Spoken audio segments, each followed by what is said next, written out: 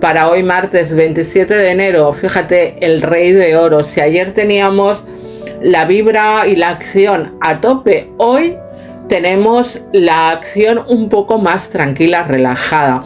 Un día para asumir poder, para tener esa presencia, para saber bien qué queremos, qué no queremos, para asumir nuestro papel de líder, de autoridad, marcar límites, sabiendo lo que queremos y lo que no queremos.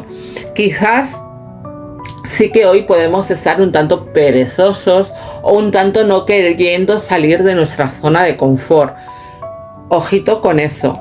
Quédate en ese punto que no te incomode, pero tampoco dejes de hacer las cosas que debes. ¿De acuerdo? Así que feliz día.